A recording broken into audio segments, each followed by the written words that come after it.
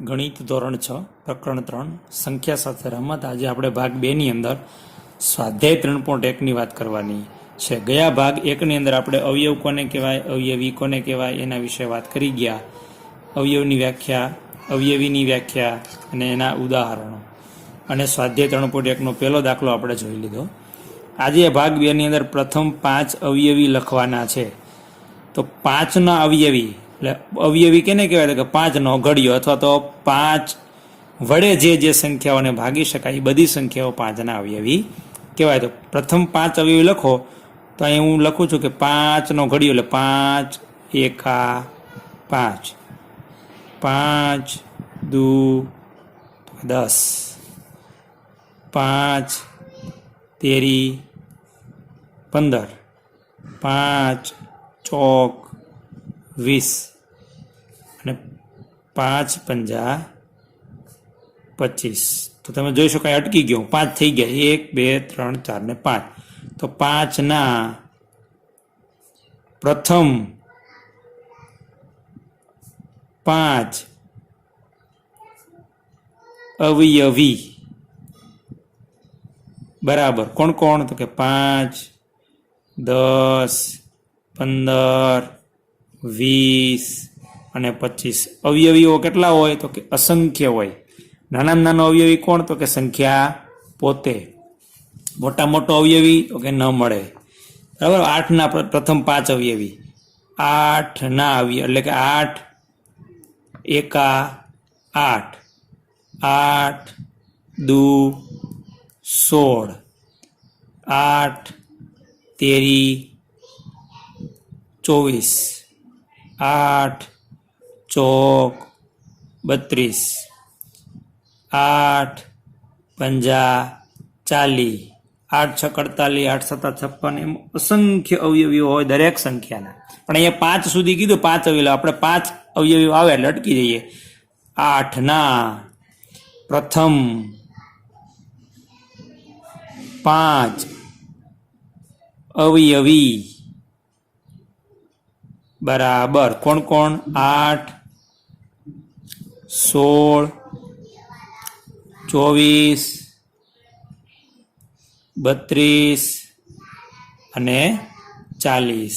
તમને પૂછે 8 નો નાના નાનો અવયવી? તો કે 8 પોતે. 8 નો મોટા મોટો અવયવી? તો કે ન મળે. હવે ત્રીજો દાખલો જે સી છે એ તમારી જાતે ગણ લો. આની સિવાયના અન્ય દાખલાઓની તમે જાતે પ્રેક્ટિસ કરી શકો. એટલે પ્રથમ 2 દાખલાના પહેલા 2 દાખલા અહીંયા મેં ગણેલા છે. દાખલો ત્રીજો આપણને આપ્યો છે, ઊભી હરોળ એટલે આ ની સાથે ઊભી હરોળ 1 ની સાથે ઊભી હરોળ 2 ની સરખામણી કરો. એટલે કે જોડકા જોડવાના છે. અહીંયા આપણે જોડકામાં લીટા કરવાની જરૂર નથી. અહીંયા મારી પાસે આમ સામે સામે લખી દે એટલે હું લીટા કરીશ, પણ તમારે ખરેખર શું કરવાનું? સાચો જવાબ આની સામે લખી દેવાનો છે, અથવા તો આની સામે પણ અહીંયા લખી શકો. અહીંયા જવાબ કરીને જવાબ અહીંયા આપણે જવાબ લખીએ એટલે વાંધો નહીં. આના ઉપરથી જવાબ નહીં મળે, પણ જવાબ આના ઉપરથી મળશે. બરાબર. અથવા તો અહીંથી 35 તો શું છે આમાંથી એ પણ જોઈ શકાતો. તો 8 નો અવયવી આમાંથી કોણ છે? 8 ના ઘડિયામાં આવતો હોય એવો. તો કે 35 તો કે ન આવે, 15 તો કે ના આવે, 16 તો કે આવે, 20 તો કે ન આવે, 25 તો કે ન આવે. તો આની સામે શું જવાબ આવે? ત્રીજું. એટલે અહીં જવાબ શું લખશું? ત્રીજું. શું?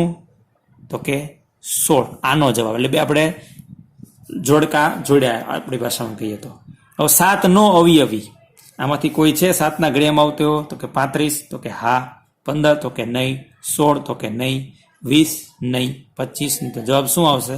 બીજા સામે એટલે બી સામે પેલું, અથવા તો પેલા સામે બી એ લખશું 35. હવે ત્રીજું, 70 નો અવયવી. 70 નો અવયવી 35 તો કે ના, 70 છે 35 નો અવયવી નહીં, તે અવયવ છે.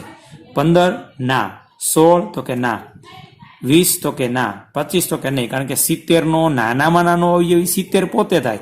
આ બધી સંખ્યાઓ 70 થી નાની છે, એટલે 70 નો અવયવી આમાંથી કોઈ હોય ને, એટલે આની સાથે કોઈ આવશે નહીં. હવે ડી જોઈએ, 30 નો અવયવ. 30 કોના ઘડિયામાં આવે છે? આમાંથી એ 30 નો અવયવ, અથવા તો કઈ સંખ્યા વડે, આમાંથી કઈ સંખ્યા એવી છે જેનાથી 30 ને નિશેષ ભાગી શકાય? એ 30 નો અવયવ કહેવાય. 35 વડે? તો કે ના, 35 નો 35 થી મોટો હોય જ નહીં, તો 35 કેવી રીતે હોય? ન થાય. 15 તો કે હા, કારણ કે 15ના ઘડિયામાં 30 આવે, 16ના ઘડિયામાં ના, 20ના ઘડિયામાં ના, 25ના ઘડિયામાં ના. તો 30નો અવયવ કોણ થાય? તો કે 15. તો આ બીજા સામે શું આવશે? તો કે ડી. એટલે બીજું એની સામે શું આવશે? આ ડી આવશે. આની સામે કોઈ આવશે નહીં. 50નો અવયવ એટલે કે 50 કોના ઘડિયામાં આવે? આમાંથી 35ના ના, 15ના ના, 16ના નહીં, 20ના નહીં, 25ના તો કે હા. તો કે 50નો અવયવ કોણ થશે? 25. એટલે કે ઈ સામે પાંચમું, સામે સામું જ છે. હવે એફ 20નો અવયવ, 20 કોના ઘડિયામાં આવે છે આમાંથી? તો કે 20ના ઘડિયામાં આવે, બાકીના કોઈના ઘડિયામાં આવે નહીં. તો કે એફ સામે એટલે કે ચોથા સામે શું આવશે? એફ. આ ચોથું, એની સામે 20. આવી રીતે આપણે જોડકા જોડી શકીએ. હવે આપણને ત્રીજો દાખલો આપ્યો છે. 100 સુધીના 9ના બધા અવયવીઓ શોધો. અટકી જવાનું. ક્યાં સુધીમાં? 100 થી મોટો આનો અવયવી હોવો જોઈએ નહીં, નાનો ચાલે. તો આપણે લખીએ 9ના બધા અવયવીઓ. આપણે લખીએ 9ના અવયવીઓ, પણ 100એ અટકી જવાનું છે. ઘડીઓ મનમાં બોલવાનો છે. 9 એકા 9, 9 દુ 18, 9 તેરી 27, 9 ચોક 36, 9 પંજા 45, 9 છક 54, 9 સત્તા 63, 9 અઠ્ઠા 72, 9 દાણ 90. પૂરા નહીં. 9 11 એટલે કે 11 નવા 99, 9 12 એટલે કે 12 નવા 108. 108 9નો અવયવી છે, પણ કેવો છે? 100 થી મોટો, એટલે આપણે લખવાનો નથી. આટલા અવયવીઓ 9ના 100 સુધીની અંદર આવે. અહીંયા આપણું સ્વાધ્યાય 3.1 પૂરું થાય છે. હવે આપણે સ્વાધ્યાય 3.2 છે, બહુ અગત્યનું છે. એમાં ઘણા બધા પ્રશ્નો પૂછેલા છે. એ સમજતા પહેલા આપણે વિભાજ્ય અને અવિભાજ્ય સંખ્યાઓને સમજી લઈએ. એકી સંખ્યા અને બેકી સંખ્યાને સમજી લઈએ. બરાબર? આ રીતે આ દાખલા ગણી શકાય. હવે આપણે વાત કરવાની છે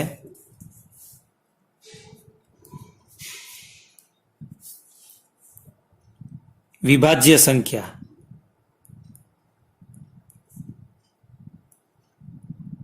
અને અવિભાજ્ય સંખ્યા. બહુ અગત્યની વાત છે.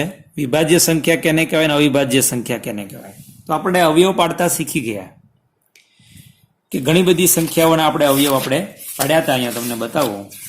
આપણે ભાગ 1 ની અંદર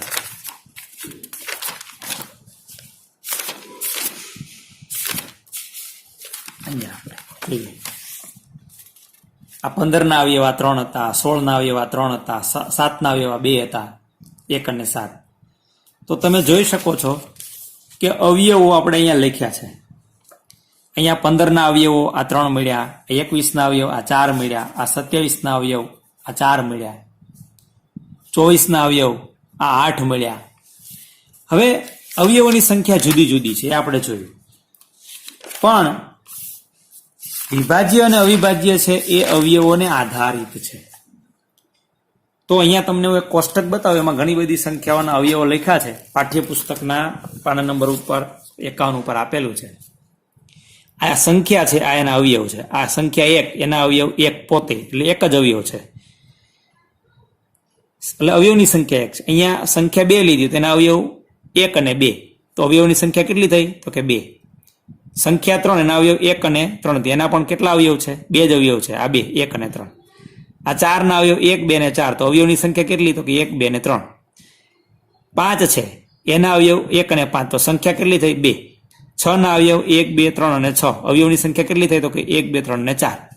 એવી રીતે અહીંયા 12 સુધીના અવયવો આપણને આપેલા છે. તમે જોઈ શકો છો કે અવયવોની સંખ્યા જુદી જુદી છે. તો અવિભાજ્ય સંખ્યા કેને કહેવાય? તો કે જે સંખ્યાને માત્ર 2 જ અવયવો હોય. અવયવોની સંખ્યા કેટલી હોવી જોઈએ? 2. તો અહીંયા તમે જો આ 2 ને 2 જ અવયવ છે, 3 ને 2 જ અવયવ છે, 4 ને 3 અવયવ એ નહીં, 5 ને 2 અવયવ છે, 7 ને 2 અવયવોની સંખ્યા છે, પછી 11 ને અવયવની સંખ્યા 2 છે.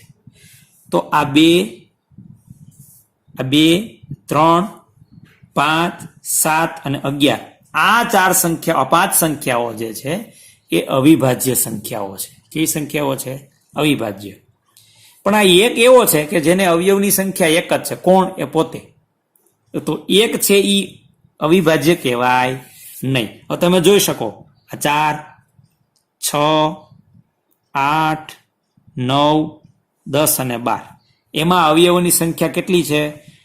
તો કે આને 3 અવયવ છે, આને 4 અવયવ છે, 8 ને 4 અવયવ છે, 10 ને 4 અવયવ છે, 12 ને 6 અવયવ છે. તો અવયવની સંખ્યા 2 થી વધારે છે. તો આ બધી સંખ્યાઓ જે રાઉન્ડ કર્યું છે એ બધી વિભાજ્ય સંખ્યાઓ છે. કેવી છે? વિભાજ્ય. તો વિભાજ્ય સંખ્યા કેને કહેવાય? તો કે જેને 2 થી વધારે અવયવો હોય એવી સંખ્યાઓને વિભાજ્ય સંખ્યાઓ કહેવાય. તો આપણે 2 વાત શીખ્યા કે જેને અવયવોની સંખ્યા માત્ર 2 જ હોય એ અવિભાજ્ય સંખ્યા, અને જેને અવયવોની સંખ્યા 2 થી વધારે હોય એ વિભાજ્ય સંખ્યા. તો એક કેવો છે? તો તમે જોઈ શકો એક ને એક જ અવયવ છે. કોણ? એ પોતે. તો એક છે એ વિભાજ્ય પણ નથી અને અવિભાજ્ય પણ નથી. એને આપણે વિશિષ્ટ સંખ્યા તરીકે આપણે ઓળખીશું. બરાબર? તો આપણે અહીંયા 2 વાત કરી. હું તમને અહીંયા લખાવું છું. પેલા અવિભાજ્ય સંખ્યાની વ્યાખ્યા. અવિભાજ્ય સંખ્યા કોને કહેવાય? તો કે જે સંખ્યાને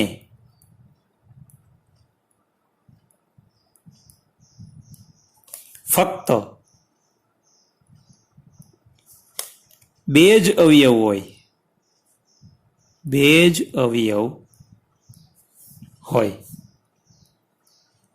એ અવયવો કોણ કોણ? એ કૌંસમાં લખો છો. એક અવયવ 1 અને બીજો અવયવ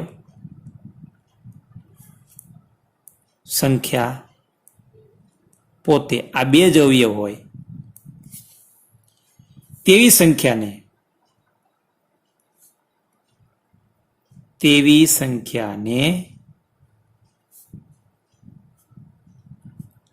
અવિભાજ્ય સંખ્યા કહે છે. હું એ ઉદાહરણ લખું છું. કઈ કઈ સંખ્યાઓ અવિભાજ્ય છે થોડીક લખું છું. 1 નહીં, 2, કારણ કે 2 ને 2 જ અવયવ છે. 1 અને 2 પોતે. 3, કારણ કે 3 ને 2 જ અવયવ, 1 અને 3 એટલે 1 અને સંખ્યા પોતે. 4 તો કે નહીં, 4 ને 3 અવયવ છે, 1, 2 અને 4 તો એ અવિભાજ્ય નથી, વિભાજ્ય છે. 5 ને 2 જ અવયવ છે, 1 અને 5. 6 તો કે નહીં, 6 ને કેટલા અવયવ? તો કે 4 અવયવ, 1, 2, 3 અને 6 માટે વિભાજ્ય નથી. 7 ને 2 જ અવયવો છે. આ 1 થી 10 સુધીની 4 અવિભાજ્ય સંખ્યાઓ છે. પછી 11, 13, 17, 19 આ બધી અવિભાજ્ય સંખ્યાઓ છે. 21 ના, કારણ કે એના 3 અવયવ છે, 4 અવયવ, 1, 3, 7 અને 21. 22 નહીં, 23, 24 નહીં, 25 નહીં, 26 નહીં, 27 નહીં, 28 નહીં, 29. આ 30 સુધીની અવિભાજ્ય સંખ્યાઓ લખી આવી. 100 સુધીમાં 1 થી 100 સુધીમાં કુલ 25 અવિભાજ્ય સંખ્યાઓ છે. આ 1 થી 100 સુધીની વાત કરું છું હું. બરાબર? કારણ કે આ બધાને માત્ર 2 જ અવયવો છે. કોણ કોણ? એક તો આ સંખ્યા પોતે, ને બીજો કોણ? 1. આની સિવાયનો કોઈ આને અવયવો નથી. તો વિભાજ્ય સંખ્યા કોને કહેવાય? વિભાજ્ય સંખ્યા.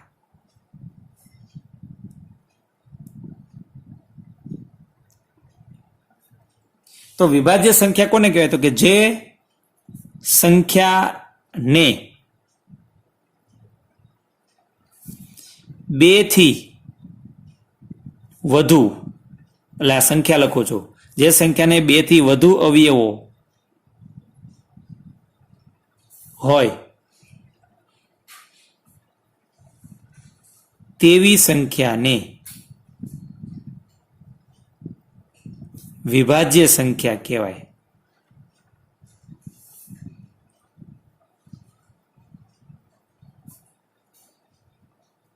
અથવા બીજા શબ્દોમાં કહીએ તો અવિભાજ્ય ન હોય એવી સંખ્યાને વિભાજ્ય સંખ્યા કહેવાય. ઉદાહરણ તરીકે સંખ્યાઓ લખું છું. એક નહીં, કારણ કે એક તો વિશિષ્ટ છે અને એક જ અવયવ છે. બે તો કે નહીં, કારણ કે બે એવો સંખ્યા છે કે જે બેકી હોવા છતાં એ અવિભાજ્ય છે. તમે જોઈ શકો બાકીની બધી સંખ્યાઓ એકી છે અને અવિભાજ્ય છે, જ્યારે બે એક જ એવી સંખ્યા છે કે જે બેકી હોવા છતાં અવિભાજ્ય છે. બાકીની વિભાજ્ય સંખ્યાઓ બધી બેકી સંખ્યાઓ આવે, એકી સંખ્યા આવે નહીં. 3 નહીં, 4 હા. 4 એ નાનામાં નાની વિભાજ્ય સંખ્યા છે. 5 નહીં, કારણ કે એ અવિભાજ્ય છે. 6 તો કે હા, કારણ કે આને કેટલા અવયવ? 3. કોણ? 1 2 અને 4. આને કેટલા અવયવ? 4. કોણ? તો કે 1 2 3 અને 6. પછી તો કે 8. 8 ને કેટલા અવયવ? તો કે 4. 1 2 4 અને 8. 9. 9 ને કેટલા અવયવ? તો કે 3. કોણ? તો કે 1 3 અને 9. આ 3 ના ઘડિયામાં આવે, 1 ના ઘડિયામાં આવે, 3 ના ઘડિયામાં આવે, 9 ના ઘડિયામાં આવે. પછી તો કે 10. 10 ને કેટલા અવયવ? તો કે 4. કોણ? 1 2 5 અને 10. બરાબર, કારણ કે આપણે કીધું છે એક એ દરેક સંખ્યાનો અવયવ છે અને સંખ્યા પોતે પોતાનો અવયવ છે, એટલે દરેકને બે અવયવ તો હોય, બે થી વધારે હોય તો એ બધી કેવી કહેવાય? વિભાજ્ય કહેવાય. આ બધી વિભાજ્ય સંખ્યાઓ છે. વિભાજ્ય સંખ્યાઓ 1 થી 100 ની અંદર કેટલી આવશે? 74. કેમ? એક કેમ ઓછી થઈ ગઈ? 25 અવિભાજ્ય છે તો 75 વિભાજ્ય હોવી જોઈએ ને? ના. કેમ? કારણ કે એક છે એ વિભાજ્ય પણ નથી અને અવિભાજ્ય પણ નથી. આ માત્ર 1 થી 100 સુધીની વાત કરું છું. પછી અહીં લખી શકાય 12 લખી શકાય, 14 લખી શકાય, 15 16 20.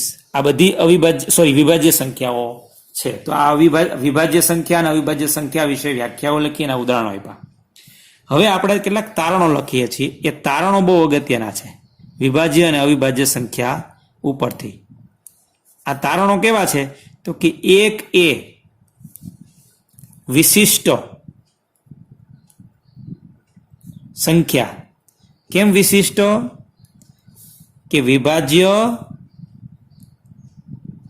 કે અવિભાજ્ય નથી. એ વિભાજ્ય નથી અને અવિભાજ્ય નથી, એટલા માટે એ વિશિષ્ટ સંખ્યા છે. બીજું, બે એ એકમાત્ર બેકી અવિભાજ્ય સંખ્યા છે. બે સિવાયની કોઈ બેકી સંખ્યા અવિભાજ્ય નથી, કારણ કે બાકીની બધી જ બેકી સંખ્યાઓ કેવી છે? વિભાજ્ય. ત્રીજું, સૌથી નાની અવિભાજ્ય સંખ્યા કોણ છે? 2 છે ને સૌથી નાની. ચોથું, સૌથી નાની વિભાજ્ય સંખ્યા કોણ છે? 4. આટલા તારણો આપણે કાઢ્યા. બરાબર, આ બધું યાદ રાખવાનું છે. આને આધારે બાકીના પ્રશ્નોના જવાબ આપણે આપવાના છે. હવે પેજ નંબર પાઠ્યપુસ્તકના 52 છે, એની ઉપર તમને એક સારણી આપેલી છે જેને ઇરેટોસ્થેનિસની ચાળણી કહેવામાં આવે છે, જેને આધારે વિભાજ્ય અને અવિભાજ્ય સંખ્યાઓ અહીં નક્કી કરવાની છે. પણ આ શીખતા પહેલા આપણે વિભાજ્યતાની ચાવીઓ શીખવી પડે, જેનાથી આપણું કામ થોડું સરળ બની જાય. તો એ ચાવીઓ છે એ સ્વાધ્યાય 2.3 પછી આપણે શીખવાની છે. પછી તમને થોડીક સરળતા લાગશે. બરાબર. હવે એકી અને બેકી સંખ્યાઓ તો આપણને કદાચ ખબર હોય જ, આપણે 1 થી 5 માં શીખી ગયા છે, માત્ર આપણે વાત કરી દઈએ. તો કે જેનો એકમનો અંક 2 4 6 8 કે 0 એ બધી બેકી સંખ્યા, અને જે સંખ્યાનો એકમનો અંક 1 3 5 7 કે 9 હોય બધી જ એકી સંખ્યાઓ કહેવાય. કારણ કે એકી સંખ્યા અને બેકી સંખ્યા આપણે શીખી ગયા છીએ, એટલે એના વિશે બહુ વાત કરતા નથી, પણ છતાંય લખી દઈએ. એકી સંખ્યા કેને કહેવાય? તો કે જે સંખ્યાનો એકમનો અંક એકમનો અંક એકી હોય, એકી એટલે કે 1, 3, 5, 7 કે 9 હોય તેવી સંખ્યાને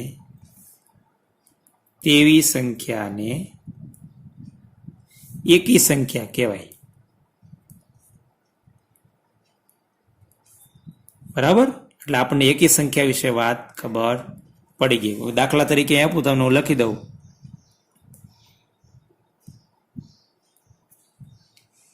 તો તમે જોઈ શકો આનો એકમનો અંક કયો કહેવાય? એકમ દશક હંમેશા આમ પાછળના ભાગમાંથી ગણાય, એટલે કે જમણી સાઈડથી ડાબી સાઈડ આવો એમ એકમ દશક આવે. તો આ એકમનો અંક હોય, પહેલો હોય. એ કેટલા છે? 3. તો આ છે 3. આમાંથી કોઈ પણ હોય તો એને એકી સંખ્યા કહેવાય. આ અંક જોવાનો નથી, કારણ કે આમાં એકમ, દશક, 100, 1000 પછી આગળ આગળ અંક આવતા જાય. આ સંખ્યા છે એકી સંખ્યા છે. પછી આનો એકમનો અંક 5 છે, આ પણ એકી સંખ્યા છે. 93, આનો એકમનો અંક 3 છે. આ નથી જોવાનો, એકમનો અંક જોવાનો છે. એકી સંખ્યા છે. આનો એકમનો અંક 1 છે, એ પણ એકી સંખ્યા છે. આનો એકમનો અંક 7 છે, એ પણ એકી સંખ્યા છે. જેનો એકમનો અંક 1, 3, 5, 7 કે 9 હોય બધી એકી સંખ્યા. હવે બેકી સંખ્યા કેને કહેવાય? તો કે જે સંખ્યાનો એકમનો અંક 2, 4, 6, 8 કે 0 હોય. આ 2 ની ચાવી જ છે. 2 ની ચાવી એટલે બેકી સંખ્યા. હમણાં આગળ વિભાજન ચાવી શીખશું આપણે. જે સંખ્યાનો એકમનો અંક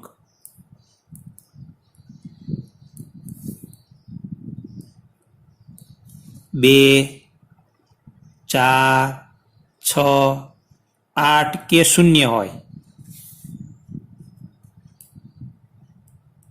તેવી સંખ્યાને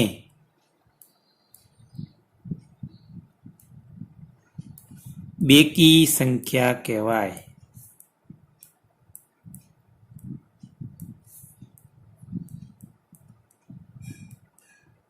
દાખલા તરીકે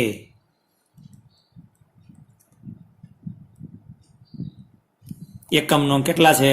4, માટે આ બેકી. એકમનો કેટલો છે? 0, માટે આ બેકી. એકમનો કેટલો છે? 2, માટે આ બેકી. આવી રીતે આપણે એકી સંખ્યા વિશે અને બેકી સંખ્યા વિશે કહી શકીએ. તમે આ બધું અહીંયા જોઈ શકો છો. અને એક વખત તમારી નોટબુકમાં ઉતારી અને યાદ રાખવાનું છે, કારણ કે આનો ઉપયોગ આપણે સ્વાધ્યાય 3.2 ની અંદર કરશું. અહીં સુધી રાખીએ.